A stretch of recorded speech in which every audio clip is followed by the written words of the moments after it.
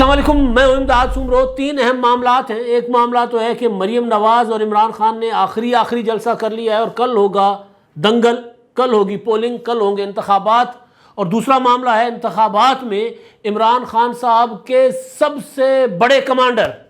Commander پر پنجاب میں داخلے پر پابندی لگا دی گئی ہے، اور عمران خان صاحب کی ایک اور چہیتی یا عمران خان صاحب کی فرنٹ وومن کہلائی جانے والی فرا گوگی صاحبہ اور بشرا بی بی کے خلاف کارروائی، ان کو اشتہاری دلوانے کی کارروائی شروع کر دی گئی ہے، اور ایف آئی اے نے عمران خان صاحب کے چاہنے والوں، ان کے سپورٹرز پر زمین تنگ کرنا شروع کر دی ہے، کارروائیاں کرنا شروع کر دی ہیں۔ یہ معاملات ہیں، ان پر بات کریں گے اور آغاز کرتے ہیں جی ایف آئی اے جو کام کرنے جا رہا ہے، جو کچھ ہو رہا ہے۔ اچھا، ان سارے معاملات کا تعلق جو ہے وہ سیاسی معاملات سے ہے، انتخابات سے ہے، عمران خان سے ہے، عمران خان صاحب کی اپوزیشن یعنی آج کی حکومت سے ہے، جتنے بھی موضوعات ہیں، کیونکہ اب کل کا دن ہے، کل کے دن کے بعد ہی تعین ہوگا پاکستان کی سیاست کا کہ پاکستان کی سیاست کس طرف جاتی ہے۔ اگر عمران خان صاحب انتخابات میں مطلوبہ نتائج لے پائے تو بچ جائیں گے، اور اگر عمران خان صاحب نے مطلوبہ نتائج نہ حاصل کیے اور مسلم لیگ نون جو ہے وہ آدھے سے زیادہ نشستیں 20 میں سے لے گئی تو پھر عمران خان صاحب کی خیر نہیں ہے۔ یہ فیصلہ ہو چکا ہوا ہے، اعلان بھی کر دیا گیا ہے، نہ صرف فیصلہ ہوا ہے بلکہ اعلان بھی کر دیا گیا ہے۔ رانا ثناءاللہ صاحب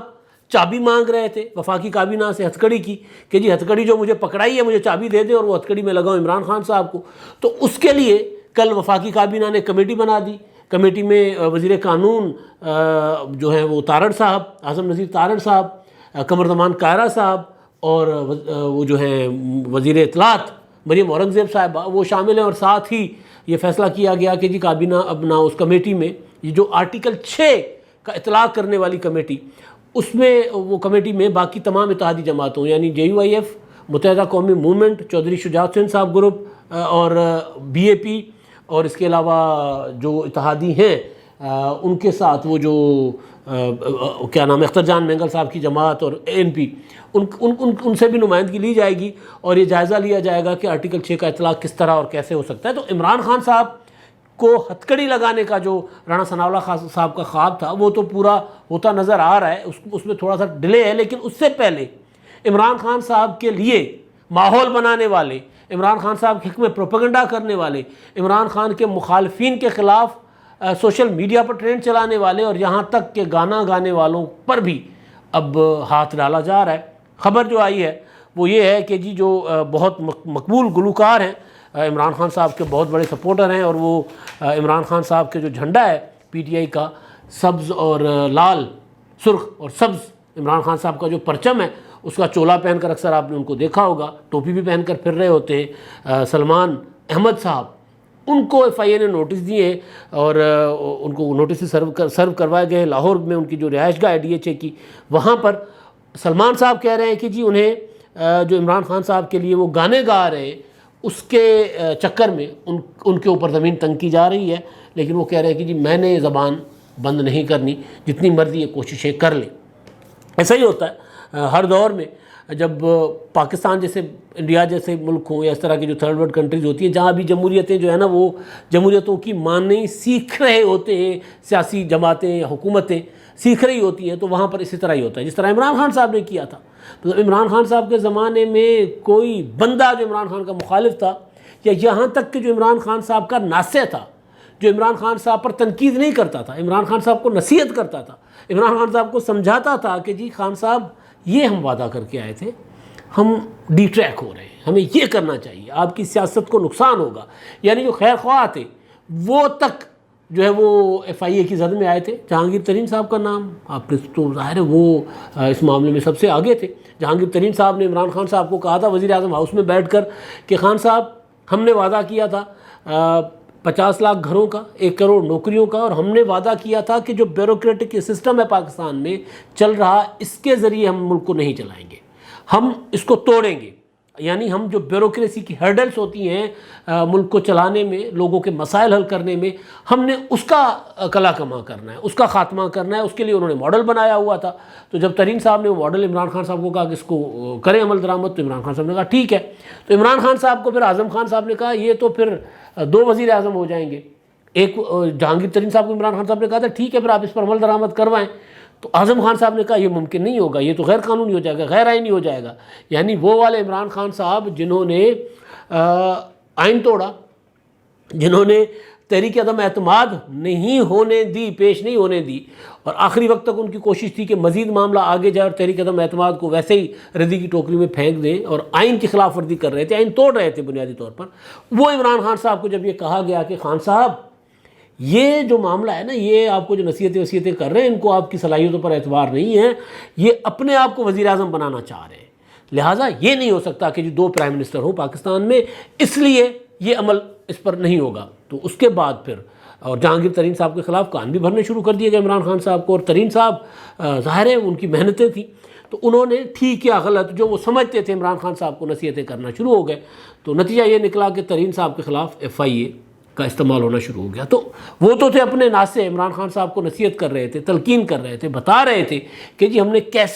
کس طرح مشکل حالات سے گزر کر ہم اقتدار میں آئے ہیں، اگر ہم نے لوگوں کے ساتھ کیے ہوئے تھوڑے بہت وعدے پورے نہیں کریں گے تو ہم تو فارغ ہو جائیں گے. تو وہ والے جہانگیر ترین بھی FIA کی زد میں آ گئے تھے، ان پر زمین تنگ کر دی گئی تھی. تو یہ تو ہوتا ہے پاکستان میں. لہٰذا اب اچھا عمران خان صاحب نے کیا کیا تھا FIA کو، جہانگیر ترین صاحب کے علاوہ شہباز شریف کے اگینسٹ کوئی بھی ایسا بندہ جو عمران خان صاحب کے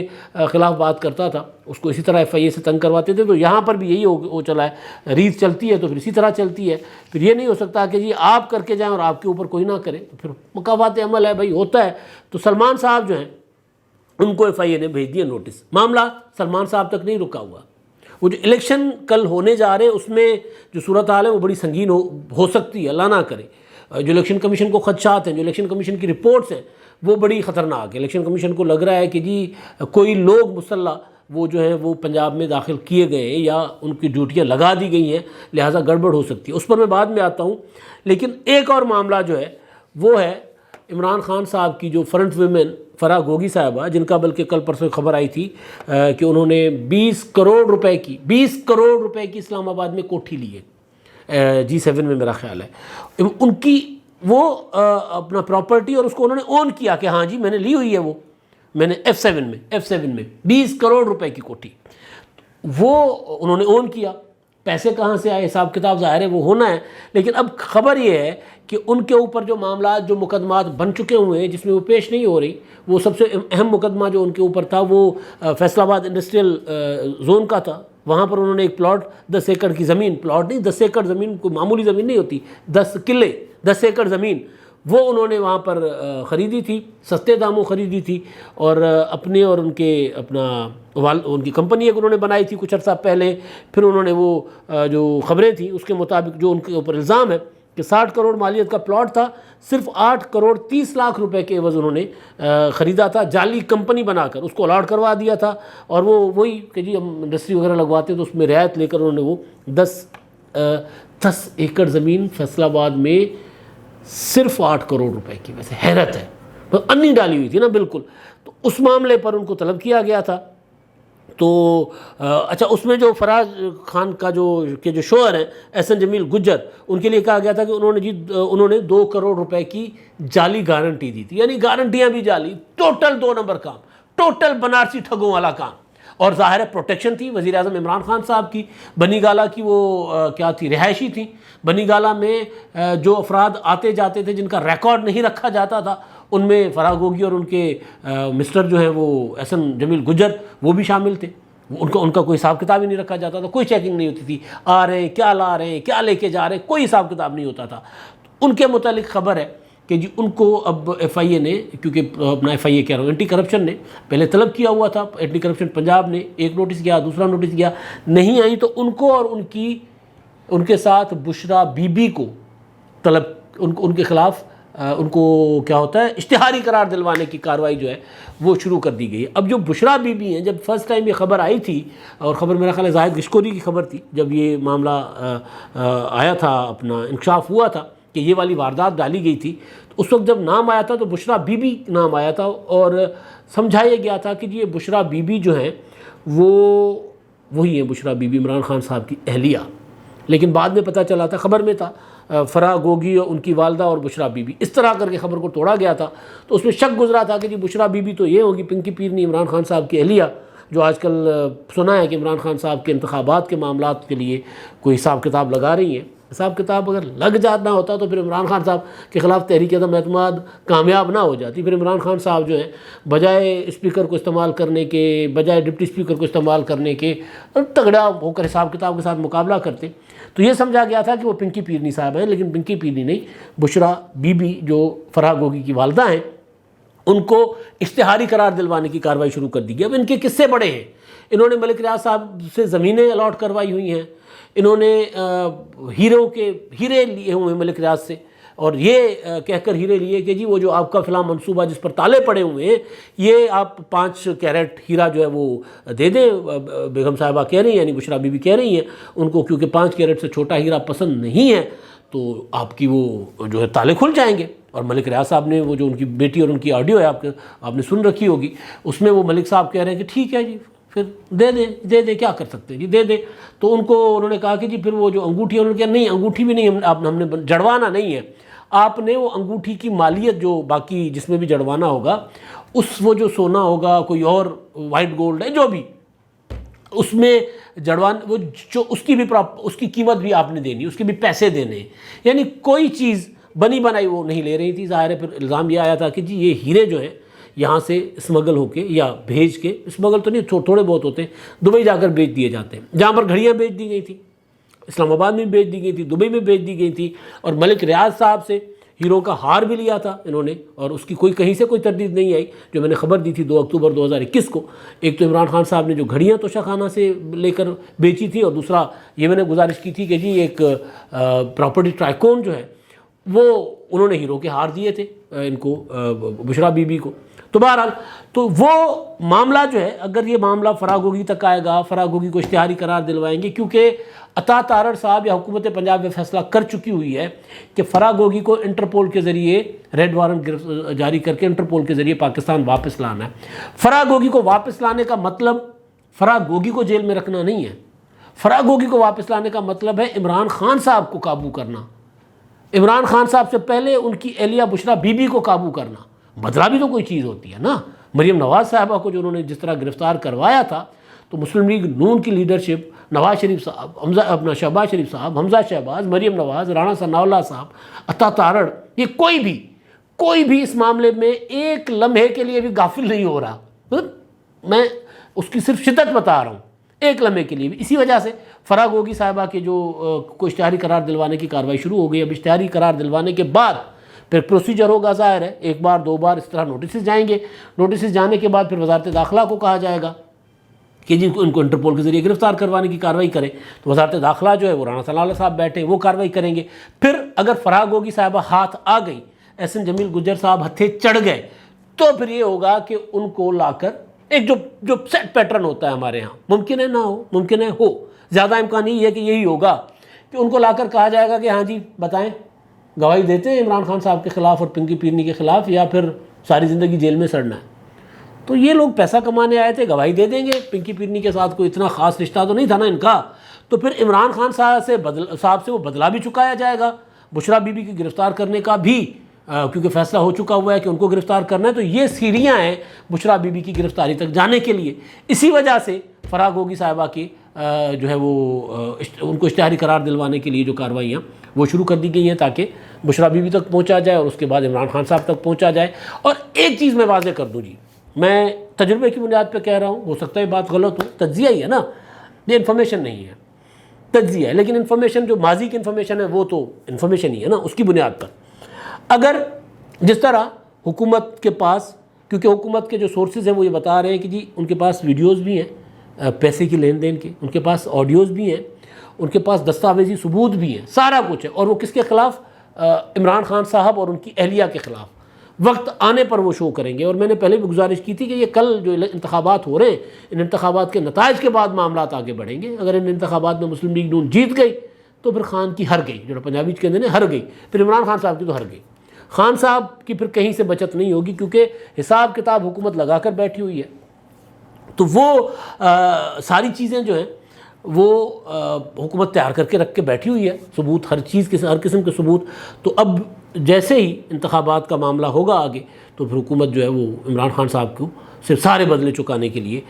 معاملات آگے بڑھائے گی. اچھا، اب معاملہ ہے جی کل کے انتخابات کا. مریم نواز صاحبہ اور عمران خان صاحب نے کل رات آخری جلسے کیے. مریم نواز صاحبہ ملتان چلی گئی ہوئی تھی، اس سے پہلے انہوں نے لاہور میں ایک ورکرز کنونشن سے خطاب کیا تھا. ملتان میں مریم کا جلسہ بہت اچھا تھا. عمران خان صاحب کا کل ملتان میں جلسہ ہوا تھا، ٹھیک تھا، اچھا جلسہ تھا. لیکن وہ جس طرح شاہ محمود قریشی صاحب اتنے عرصے سے وہاں لگے ہوئے ہیں، تو اگر ہم بات کریں عمران خان صاحب کے لیا دریا خان کے جلسے کی، بکر کے جلسے کی، اس سے پہلے میرا خیال انہوں نے خوشاب میں بھی جلسہ کیا، تو چھوٹے شہروں چھوٹے علاقوں کے جو عمران خان صاحب کے جلسے تھے وہ ملتان والے جلسے سے کئی گنا بڑے تھے. اس عمران خان کے جلسوں کا موازنہ کر کے جب ملتان کی بات کریں تو خان صاحب کا ملتان کا جلسہ ماٹھا تھا، مریم نواز صاحبہ کا ملتان کا جلسہ اچھا تھا. اور اس میں جو سگنیفیکنٹ چیز جھنگ کی طرح نظر آئی وہ یہ کہ اس جلسے میں پیپلز پارٹی کے جھنڈے بھی تھے. تو آخری جلسہ ملتان میں مریم نواز نے کیا. عمران خان صاحب لاہور میں تھے، لاہور میں انہوں نے آخری جلسے کیے. اور ملتان کے جو فیکٹرز میں نے کئی بار گزارش کی ہے کہ شاہ محمود قریشی صاحب کے صاحبزادے وہ الیکشن نہیں جیت رہے. اس کے پیچھے میں نے بتا دیا تھا کہ ایک تو سلمان نعیم خود جنہوں نے شاہ محمود قریشی صاحب کو ہرایا، ان کو اس وقت بھی جہانگیر ترین کی سپورٹ تھی، اب بھی ان کو جہانگیر ترین کی سپورٹ ہے. اب جہانگیر ترین کی سپورٹ کے علاوہ ان کو یوسف رضا گیلانی کے خاندان کی سپورٹ ہے. گیلانی صاحب کے صاحبزادے سارے لگے ہوئے دن رات کہ جی کسی بھی طرح زین قریشی وہ شریکہ ہے، زین قریشی نہ جیتے، یہ اب اتحاد ہے تو یہ جیتے. اور اسی طرح پھر مسلم لیگ نون کے تو کینڈیڈیٹ ہیں، تو مسلم لیگ نون بھی اپنا ایڑی چوٹی کا زور لگا رہی ہے. سلمان نعیم صاحب جو ہیں وہ واضح برتری کے ساتھ آگے ہیں ابھی تک جو پوزیشن ہے زین قریشی صاحب کے ساتھ. کل پولنگ ہوگی، پتہ چل جائے گا. ابھی تو کیونکہ یہ جتنی بھی چیزیں ہوتی ہیں اندازے ہوتے ہیں، تو اندازے اگر 19-20 کے فرق سے ادھر ادھر ہو سکتے ہیں، اتنا زیادہ اندازہ میرا خیال غلط نہیں ہوتا. تو ایک تو یہ چیز ہے کہ کل آخری جلسے ہو گئے، اور ان آخری جلسوں میں مریم نواز صاحبہ نے جو بات کی وہ انہوں نے کہا کہ جی بجلی کی اپنا پیٹرولیم کی قیمتیں کچھ کم ہوئی ہیں، مزید خوشخبریاں آئیں گی. 100 یونٹ جو ہے وہ جو حمزہ شہباز نے اعلان کیا تھا کہ پنجاب میں غریب سے غریب تر لوگ جو ہیں ان کے جو 100 یونٹ تک بجلی استعمال کرتے ہیں ان کو ان کی بجلی کا بل جو ہے وہ حکومت ادا کرے گی. اس کے علاوہ انہوں نے کہا کہ بجلی پر سبسڈی بھی دی جائے گی، زرعی بجلی پر کسانوں کو، اور کسانوں کو سولر فراہم کیے جائیں گے مفت میں. اور جو وزیر اعظم صاحب نے، شہباز شریف صاحب نے ایک منصوبہ اور پنجاب حکومت نے بنایا ہوا ہے، تو اس پر انہوں نے وہاں پر فوکس رکھا کہ جب خوشخبریاں آئیں گی. عمران خان صاحب کا فوکس یہ تھا کہ جی جان لڑا دے، جیت کر دکھا دے، اور جو سازشی ہیں نا، جو آئے سازشوں کے ذریعے آئے ہیں، ان کو اور ان کے لانے والوں کو شکست دے. اب عمران خان صاحب کے لیے میں نے پہلے بھی گزارش کی تھی کہ عمران خان صاحب کے لیے یہ الیکشن عام الیکشن نہیں ہے. خان صاحب کا پورا نظریہ ان انتخابات میں داؤ پہ لگا ہے. بیانیہ عمران خان صاحب کا ان انتخابات میں لگا ہے داؤ پر. اس لیے عمران خان صاحب ہر قسم کے ٹیکٹس استعمال کر رہے ہیں، ایکس مین وائی، اور پھر DGISI کو براہ راست انوالو کرنا، چیف الیکشن کمشنر کو براہ راست تو تڑا کرنا ان کے ساتھ. تو یہ عمران خان صاحب نے اس لیے سارے محاذ کھولے ہوئے ہیں کہ ان کو پتہ ہے کہ اگر